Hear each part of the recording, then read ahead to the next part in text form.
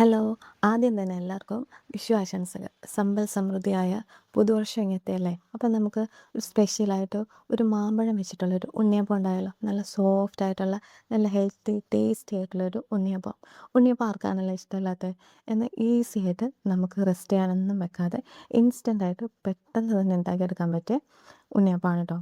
ആദ്യം തന്നെ നമ്മൾ ശർക്കര ഒന്ന് പാനിയാക്കി എടുക്കുന്നുണ്ട് കേട്ടോ. നമ്മളിപ്പോൾ അരച്ച് വെച്ചിട്ട് ഒരു 4 മണിക്കൂറോളം റെസ്റ്റ് ചെയ്യാനൊക്കെ വെക്കത്തില്ലേ, അതിൻ്റെ ഒരു ആവശ്യമില്ല. പെട്ടെന്ന് തന്നെ ഉണ്ണിയപ്പം ഇൻസ്റ്റൻ്റായിട്ട് ഉണ്ടാക്കിയെടുക്കാം. അപ്പം ശർക്കര പാനിയാക്കാൻ വേണ്ടിയിട്ട് കുറച്ച് ശർക്കര ഏറെ എടുത്ത് വെള്ളത്തിലിട്ട് വെക്കുന്നുണ്ട്.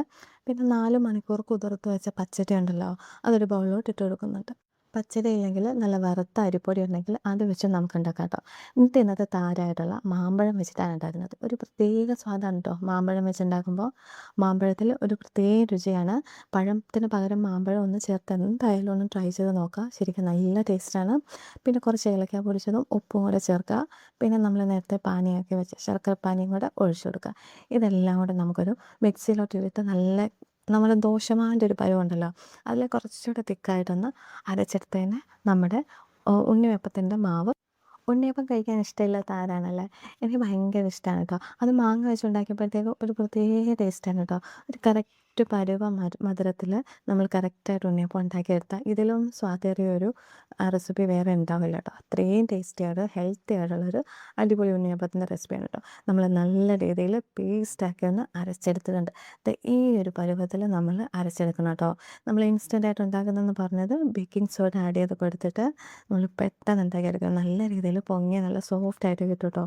അതാണ് നമ്മൾ ഇൻസ്റ്റൻ്റായിട്ട് ഉണ്ടാക്കുന്നതെന്ന് പറഞ്ഞാൽ ബേക്കിംഗ് സോഡ ഒരു 1/4 ടീസ്പൂണ് ബേക്കിംഗ് സോഡ ഇട്ട് കൊടുക്കുന്നുണ്ട്. എന്നിട്ട് നന്നായിട്ട് ഇളക്കണം കേട്ടോ.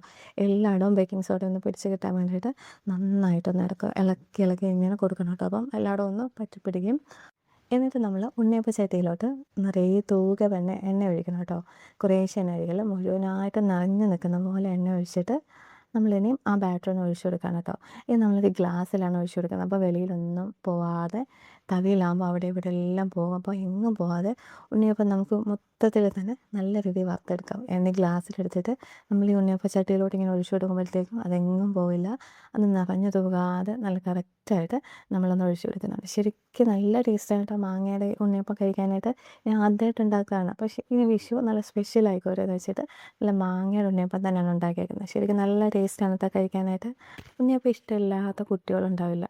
ഇനിയിപ്പോൾ ഈ വേനൽക്കാലത്ത് ഈ അവധിക്കാലത്ത് കുട്ടികൾക്ക് ഏറെ ഇഷ്ടപ്പെട്ട ഒരു സംഭവമാണ് ഉണ്ണിയപ്പം. അത് മാങ്ങയും ചക്കയൊക്കെ വെച്ചുണ്ടാക്കി കൊടുക്കുകയാണെങ്കിൽ നല്ല ടേസ്റ്റായിരിക്കും.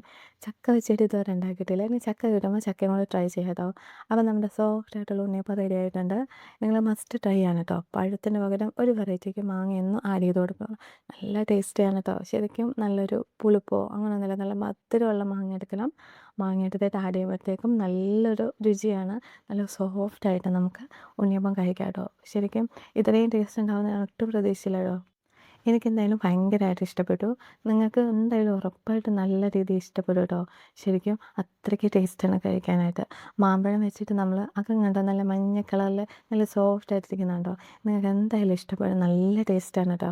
അപ്പോൾ ഈ വിഷുക്കാലത്ത് നമുക്ക് മാമ്പഴം വെച്ചുള്ള ഒരു അടിപൊളി റെസിപ്പി ഉണ്ടാക്കി കേട്ടോ. നിങ്ങളിതെല്ലാവരും ഉണ്ടാക്കിയിട്ട് ഇതെങ്ങനെ ഉണ്ടെന്ന് ട്രൈ ചെയ്തിട്ട് എനിക്കൊന്ന് അഭിപ്രായം പറയണം കേട്ടോ. അപ്പോൾ എൻ്റെ ഈ ചെറിയ വീഡിയോ എല്ലാവർക്കും ഇഷ്ടമായെന്ന് വിചാരിക്കുന്നു. അപ്പോൾ എല്ലാവർക്കും ഇഷ്ടമായിട്ടുണ്ടെങ്കിൽ ഒരു ലൈക്ക് തരണം കേട്ടോ. അതുപോലെ തന്നെ സബ്സ്ക്രൈബ് ചെയ്യാതെ കാണുന്നവരുണ്ടെങ്കിൽ സബ്സ്ക്രൈബ് ചെയ്ത് കാണാൻ ആരും മറക്കില്ല കേട്ടോ. അപ്പോൾ താങ്ക് യു. അപ്പോൾ എല്ലാ എൻ്റെ പ്രിയപ്പെട്ട സബ്സ്ക്രൈബേഴ്സിനും ഹാപ്പി വിഷു. എല്ലാവരും വിഷുവൊക്കെ ആഘോഷിക്കും കേട്ടോ.